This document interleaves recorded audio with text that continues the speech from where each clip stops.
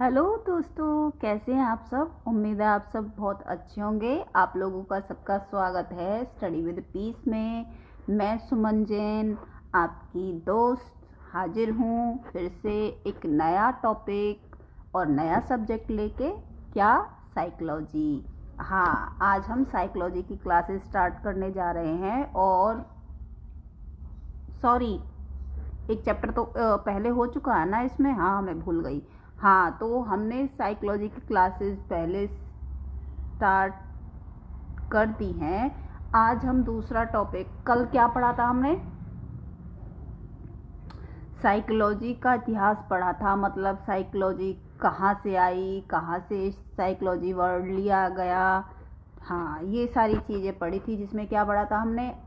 क्या पहले आत्मा का अध्ययन आया, फिर मन का अध्ययन आया, फिर उसके बाद चेतना का अध्ययन आया, फिर उसके बाद बिहेवियर का अध्ययन आया। तो हमने ये सारी चीज़ें पढ़ी थी। और क्या पढ़ा था? और पढ़ा था संरचनात्मक लोगों के बारे में, और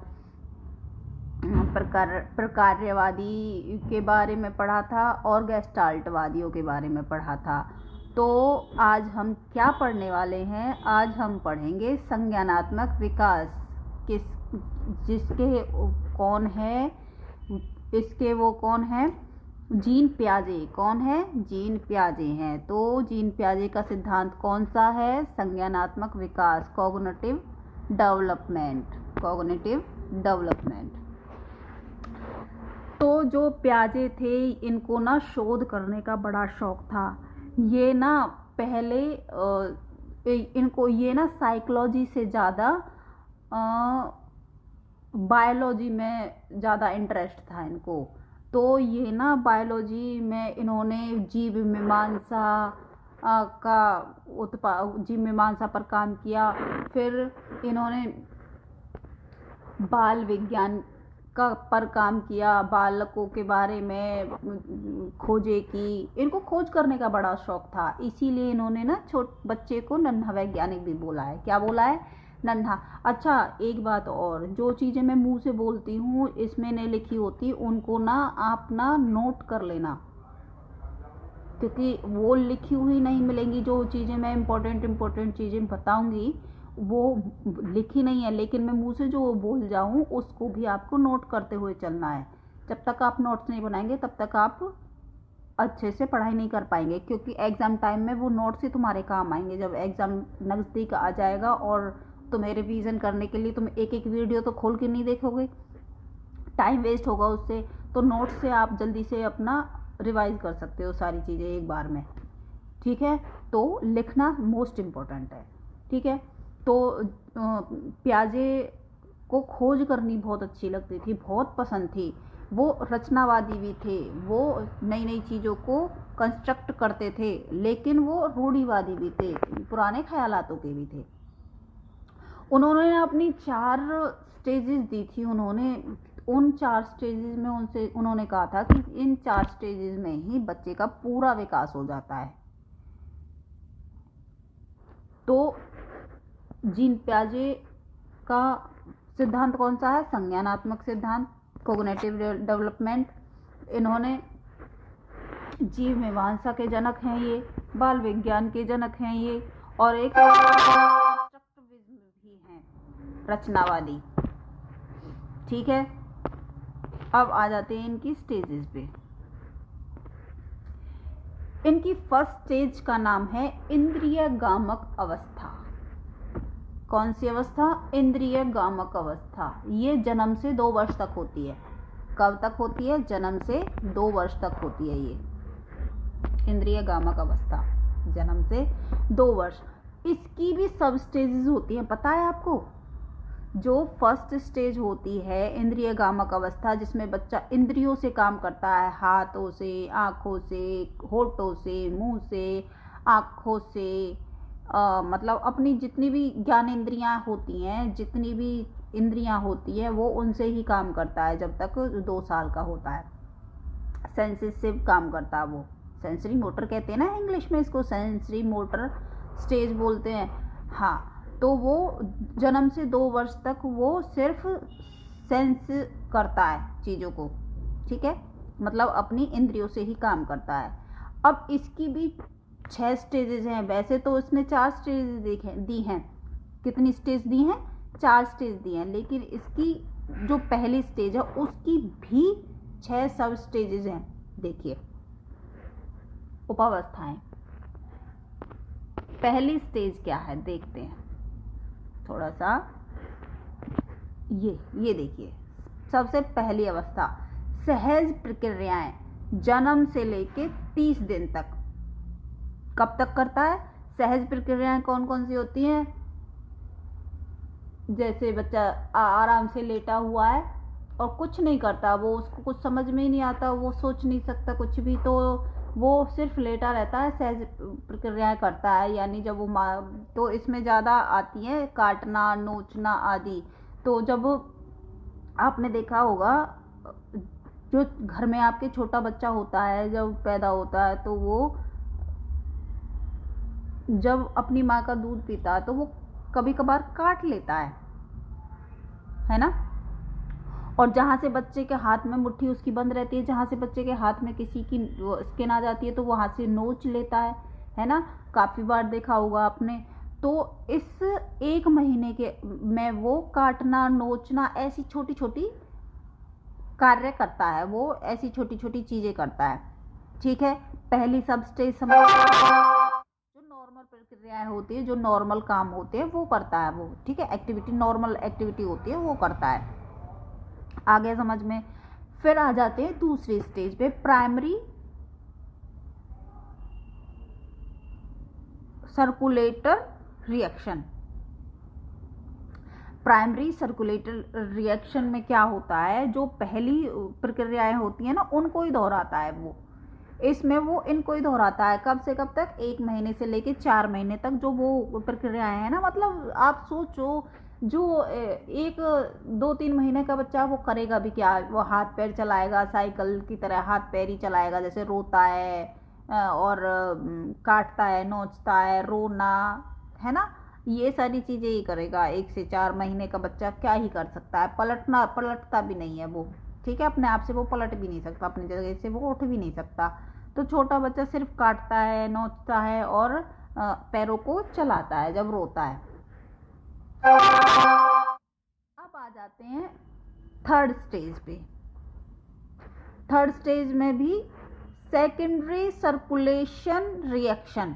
जो ये पहली, दूसरी ये अवस्थाएं होती है ना, इनको तो दोहराता ही है, लेकिन वो उलटने पलटने की अवस्था स्टार्ट हो जाती है इसमें। जैसे कब अपनी करवट बदल लेना, एकदम से पलट जाना, पेट के बल हो जाना, है ना, लेटे लेटे एकदम से, जैसे हाथ पैर चलाता चलाता है एकदम से वो कोशिश करता है और वो पेट के बल हो जाता है, ऐसे, है ना, उलट पलट की अवस्था आ जाती है थर्ड स्टेज में।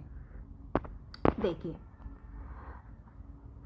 अब आ जाते हैं फोर्थ स्टेज में, coordination between primary and secondary. जो पहली और दूसरी अवस्था है उसमें कोऑर्डिनेशन, मतलब उसको जोड़ के उसके बिटवीन, उसके बीच में कोऑर्डिनेशन स्थापित करना शुरू कर देता है। कब 8 से 12 तक गोल ओरिएंटेड बिहेवियर हो जाता है। मतलब चीज, वस्तु स्थायित्व पैदा हो जाता है उसमें। Out of sight out of might, मतलब एकदम से चीज़ हमारे पास आई और एकदम से गायब हो गई, ये चीज़ होती है। जैसे कि उदाहरण के तौर पर, जैसे बच्चे के सामने कोई चीज़ होती है, तो जैसे बॉल उसके सामने गिरा दी हमने, तो वो बॉल पे ही उसका ध्यान रहेगा, उसको लेने के लिए वो चलेगा, वो घुटमन चलने लगता है इस टाइम, तो वो बॉल को लेने के लिए चलेगा।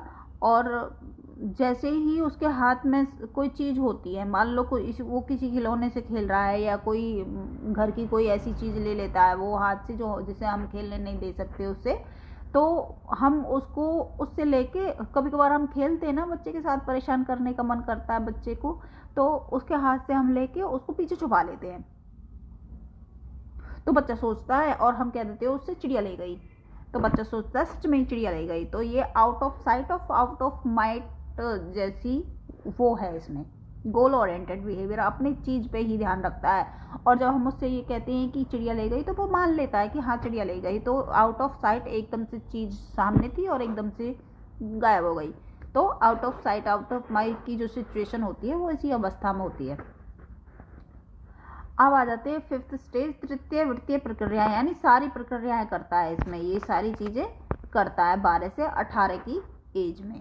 ठीक है, आप आ जाते हैं सिक्स्थ अवस्था में 18 से 24। ये सबसे महत्वपूर्ण अवस्था है। 1.5 साल से 2 साल तक की जो अवस्था होती है, ये मानसिक कॉम्बिनेशन ऑब्जेक्ट परमानेंस आ जाता है इसमें बच्चे में क्या आ जाता है, ऑब्जेक्ट परमानेंस आ जाता है। अब बच्चे से ये कहेंगे कि ना चिड़िया ले गई चीज को, तो वो मानेगा नहीं, उसको पता होगा कि चिड़िया नहीं लेके गई चीज को, चीज तो पीछे छुपा रखी है, तो उस चीज को वो आपसे पीछे घूम के लेके जाने की कोशिश करता है। अब तो बच्चा पैरों पे चलने लगता है, 1.5 से 2 साल का बच्चा तो चलने लगता है ना, तो वो पैरों से घूमकर उस चीज को आपसे लेने की कोशिश करता है। ठीक है, समझ गए इस चीज को? हो गई 6 सब स्टेजेस पहली अवस्था की। तो हम एक बार रिवीजन कर लेते हैं इसका। इंद्रिय कामक अवस्था जन्म से 2 वर्ष तक होती है। इसकी 6 सब स्टेजेस होती है। पहली स्टेज में वो काटना नोचना करता है, दूसरी स्टेज में वो होती है 30 दिन की होती है, यानी 1 महीने की होती है, जन्म से 1 महीने तक की होती है। प्राइमरी सर्कुलेटर रिएक्शन, इसमें जो पहली अवस्था होती है, पहली अवस्था की जो चीजें होती है उनको ही दोहराता है। कब से कब तक? 1 महीने से 4 महीने तक। फिर आ जाते हैं सेकेंडरी सर्कुलेशन रिएक्शन में, ये उलट पलट की अवस्था आ जाती है। इसमें बच्चा उलट पलट करने लगता है, यानी उलटने पलटने लगता है, वो पेट के बल भी उलट जाता है, करवट लेने लगता है, मतलब कहने का ये है। ठीक है, चौथी अवस्था में coordination between primary and secondary, मतलब पहली और दूसरी अवस्था में कॉम्बिनेशन करने लगता है, गोल ओरिएंटेड बिहेवियर करने लगता है। ठीक है, मतलब वस्तु स्थायित्व उसमें आ जाता है। तृतीय वृत्तीय प्रक्रियाएं 12 से 18 वर्ष तक होती हैं। ये जो ऊपर की सारी चीजें हैं वो सारी चीजें करता है इसमें। 18 से मतलब छठी अवस्था 18 से 24 महीने का जो बच्चा होता है वो कॉम्बिनेशन नई चीजें करने लगता है, यानी ऑब्जेक्ट परमानेंस उसमें इस अवस्था में आ जाता है। अब उससे ये कहेंगे ना चिड़िया ले गई किसी चीज को, तो उसे पता नहीं चिड़िया नहीं लेके गई, छुपा रखी है चीज, मतलब इंटेलिजेंट हो जाता है, वो समझने लगता है इन सारी चीजों को। ठीक है, यहाँ तक कोई परेशानी तो नहीं है, सब समझ में आ गया? चलें आगे, हो गया सब? ठीक है, चलो आगे चलते हैं। अब आ जाते हैं प्याजे की दूसरी स्टेज पे, पूर्व संक्रियात्मक अवस्था, प्री कन्वेंशनल स्टेज। ठीक है, ये इसमें भी 2 अवस्थाएं होती है, 2 सब स्टेजेस होती है। पहली है 2 से 4 साल तक पूर्व संप्रत्यात्मक अवस्था। इसमें जीववाद होता है बच्चे में, मतलब बच्चा जैसे गुड़िया को नहलाता है, धुलाता है, या चंदा को मामा कहता है, तो मतलब निर्जीव वस्तुओं को वो जीवित समझता है, तो ये चीज होती है उसमें।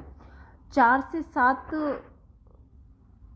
वर्ष का जो बच्चा है वो अंत्य प्रज्ञात्मक होता है, मतलब अंत्य प्रज्ञा, उसके अंदर ना बहुत सारे क्या होते हैं, प्रश्न होते हैं, वो उन प्रश्नों को पूछता, मतलब वो जिज्ञासा होता है। जैसे छोटे बच्चे कहते हैं ना, मम्मी ऐसे कैसे हुआ, मम्मी ये चीज ऐसी क्यों है, पापा ये ऐसे क्यों, मतलब वो हर चीज का क्वेश्चन पूछता है। ये नहीं कि वो जो जिसके बारे में क्वेश्चन पूछना चाहिए उसके बारे में ही पूछना है, किसी नॉलेज के लिए पूछ रहा नहीं, उसका जो क्वेश्चन है वो तर्कहीन होता है, उसमें कोई तर्क ही नहीं, तो वो किसी भी चीज के बारे में क्वेश्चन पूछ लेता है।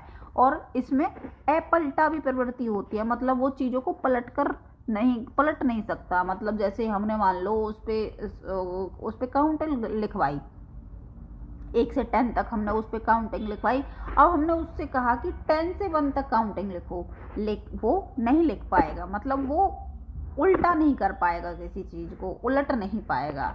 ठीक है,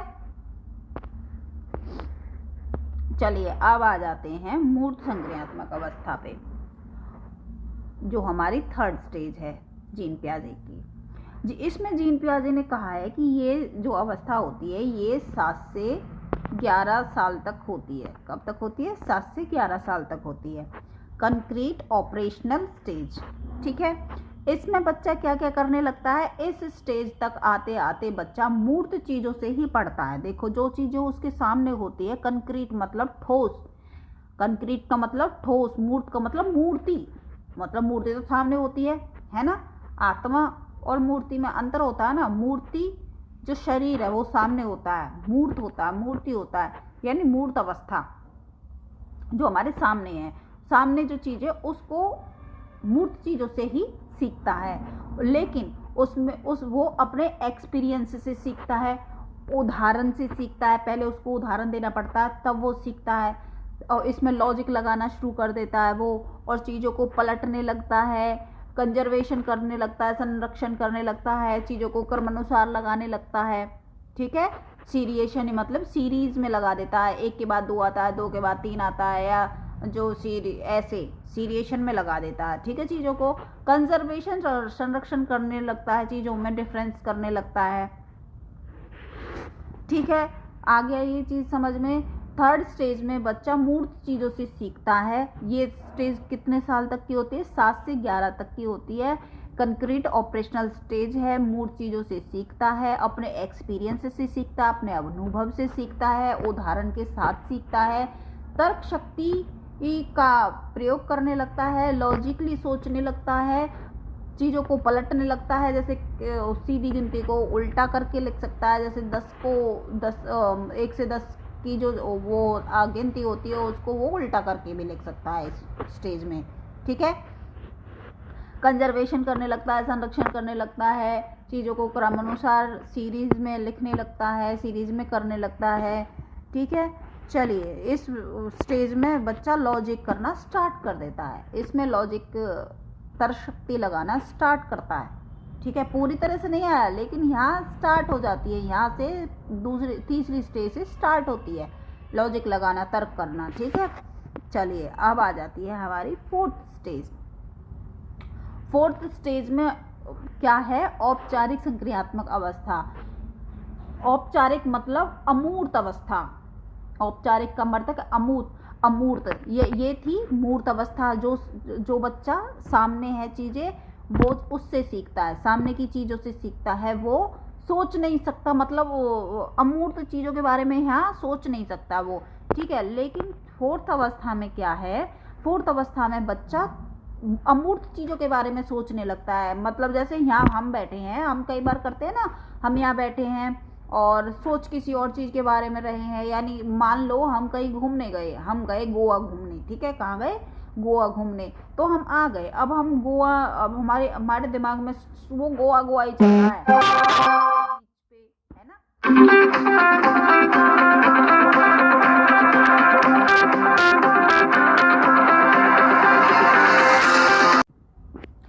है ना, तो गोवा वाले बीच पे, तो क्या हम वहाँ पहले घूमने गए थे, लेकिन आज भी हम उसी चीज, हमारे सामने वही जगह आ गई जहाँ हम घूम के आए थे। गोवा दिख रहा है हमें, बीच दिख रहा है हमें, है ना, बीच दिख रहा है, उस पर हम घूम रहे हैं, वो दिख रहा है हमें, हम कैसे घूम रहे थे, सारी चीज़ें, अमूर्त चीज़ें हमारे सामने आ जाती हैं, ठीक है। तो हम यहाँ पे अमूर्त, यहाँ पे बच्चा अमूर्त रूप से सोचने लगता है और वास्तविक चीज़ों से परे भी सोचने लगता है। मतलब जैसे वास्तविक चीज़, हम किसी, जैसे हमारे सामने कोई चीज़ रखी है, बच्चा मूर्त रूप से थर्ड स्टेज में सीख रहा था, जैसे यहाँ बच्चा वास्तविक चीज़ों से परे सोचने लगता है। मतलब हमारे सामने कोई है भी नहीं, जैसे हम मैथ में कहते हैं ना, माना x, माना n संख्या ये है, माना x संख्या ये, मतलब कोई संख्या है नहीं, लेकिन हमने उसकी जगह कुछ मान लिया, वास्तविक से परे सोचता है, ठीक है। हाइपोथेटिकल डिडक्टिव रीजनिंग करने लगता है, यानी परिकल्पनात्मक निगमनात्मक चिंतन करने लगता है, कल्पना और निगमनात्मक चिंतन करने लगता है, ठीक है। आगे देखते हैं। नोट है इसमें, जो केंद्रीयकरण 2 साल तक ये चीज़ें छूट गई थी, 2 साल तक की अवस्था में आती ये जो ये केंद्रीकरण है ये 2 साल तक होता है। जैसे केंद्रीकरण का मतलब क्या है? केंद्रीकरण का मतलब है कि बच्चा चीजों में अंतर नहीं कर पाता। जैसे हमने माना कि हमने एक छोटा ग्लास लिया, ठीक है, चौड़ा और छोटा ग्लास लिया, उसको पानी से भर दिया। एक ग्लास हमने लिया कि वो लंबा तो है लेकिन उसमें उसकी चौड़ाई बहुत कम है, वो लंबा ही है। जितना पानी उस छोटे और चौड़े ग्लास में आ रहा है उतना ही पानी लंबे और टुकड़े हुए उस वाले ग्लास में वो पूरा भर जाता है, क्योंकि छोटे वाले ग्लास में चौड़ाई ज़्यादा है और वो लंबा ही है दूसरा वाला ग्लास, उसकी चौड़ाई नहीं है, तो वो बराबर पानी आता है उन दोनों में। लेकिन ये चीज़ 2 साल तक का बच्चा इसमें डिफरेंस नहीं कर पाता। वो सोचता है कि जो छोटा ग्लास में उसमें थोड़ा पानी आएगा और जो लंबा ग्लास है इसमें ज़्यादा पानी है। इसलिए जब उसको ये कहते हैं ना कि ये छोटा ग्लास लेगा या फिर ये लंबा ग्लास चाहिए, तो वो बड़े वाले ग्लास पे टूट के पड़ेगा कि मुझे तो बड़ा ग्लास चाहिए, इसमें ज़्यादा आता है ना। होता है ना, छोटे बच्चे ऐसे ही करते हैं, बड़ा है तो इसी में लूँगा मैं, है ना।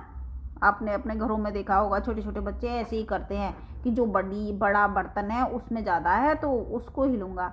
वो ये फ़र्क नहीं कर पाते, चौड़ाई भी तो ज़्यादा है उस गिलास की, जिस गिलास की चौड़ाई ज़्यादा है, छोटा बेशक से चौड़ाई है तो उसमें ज़्यादा आएगा और लंबे में कम आएगा, दोनों में ही बराबर था वो पानी, ठीक है। इस चीज़ को वो नहीं वो कर पाते, मतलब इसमें डिफरेंस नहीं कर पाते, ठीक है। समझ आ गया?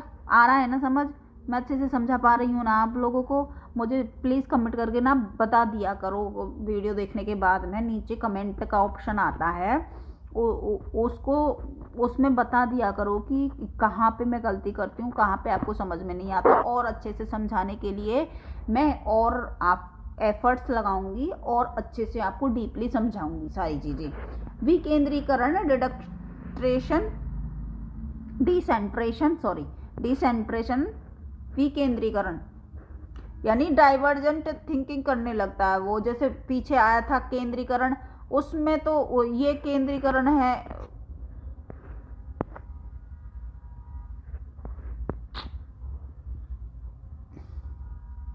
ठीक है। ये समझ में आ गया आपको? डाइवर्जेंट थिंक नहीं कर पाता वो 2 साल तक, ठीक है। जैसे कहते हैं ना, वो कई चीज़ों का उपयोग कर सकता है बच्चा, वो नहीं कर पाता, वो सिर्फ एक ही चीज़ का उपयोग कर सकता है।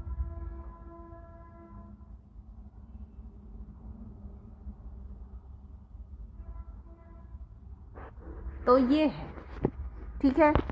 चलिए अब आगे चलते हैं। मेंटल प्रोसेस का वो किसने दिया था? जीन पियाजे ने दिया था। ये मानसिक प्रक्रिया है। इसमें उसने बताया कि इसमें एक चीज़ आती है अडप्टेशन। अडप्टेशन में क्या क्या आती है? अडप्टेशन के भी 2 भाग होते हैं। अनुकूलन को ही अडप्टेशन बोलते हैं इंग्लिश में, अनुकूलन, अडप्टेशन, ठीक है। अडप्टेशन के दो भाग होते हैं, एक होता है एसिमिलेशन, एक होता है एकोमोडेशन। एसिमिलेशन आत्मसात्मीकरण और एकोमोडेशन समायोजन। आत्मसात्मीकरण मतलब आत्मसात कर लिया, हमने कोई चीज़ ग्रहण कर ली, हमने कोई चीज़ अपना ली।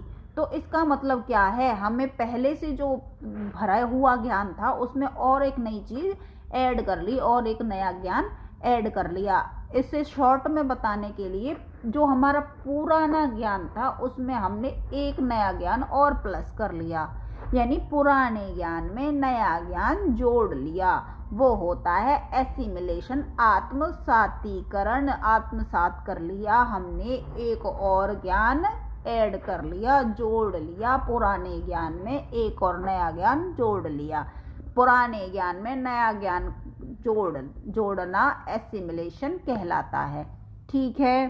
समझ में आ रहा है? एकोमोडेशन समायोजन, मतलब समायोजन कर लिया, यानी नया कर लिया, कुछ नया बना लिया कुछ। यानी देखो, पूर्व ज्ञान में बदलाव कर लिया, यानी जो पुराना ज्ञान था अगर हमें उससे काम नहीं चल रहा हमारे पुराने ज्ञान से, तो हम उस पुराने ज्ञान को बदल देंगे, उस पुराने ज्ञान को हम नए ज्ञान में बदल देंगे, कोई नया ज्ञान ले लेंगे। यानी पुराने ज्ञान को हटाकर रिप्लेस कर देना, नया ज्ञान ले लेना, पुराने ज्ञान को छोड़ देना और नया ज्ञान अपना लेना, रिप्लेस कर देना, बदलाव कर देना, परिवर्तन कर देना, क्या कहलाता है? एकोमोडेशन कहलाता है। और ये जो सारे थॉट्स हैं, ये जो सारी प्रोसेस हैं, ये सारी चीज़ें हैं जो भी हम सीखते हैं, करते हैं, बोलते हैं, सोचते हैं, जाते हैं, आते हैं, सारी चीज़ें एक माइंड में हमारे में एक जगह बैठी रहती हैं। उसको क्या कहते हैं? उसको कहते हैं स्कीमा। उसको क्या कहते हैं? उसको कहते हैं स्कीमा कहते हैं। उसको क्या कहते हैं? स्कीमा कहते हैं। यानी स्टोरेज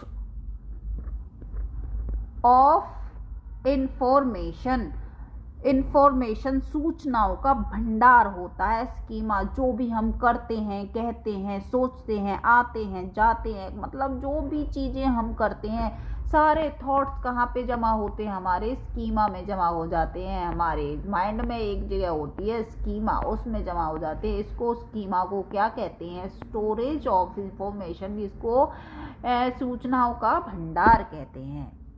आ रहा है ना समझ में? हो गया? बैठ गया दिमाग में? चलिए, और चलिए, ख़त्म हो गया, इतना ही था। चलिए, हो गया, ख़त्म हो गया ये जीन पियाजे का कॉग्निटिव डेवलपमेंट, इतना ही था। आप लोगों को समझ में आया ना? अच्छे से समझ में आया?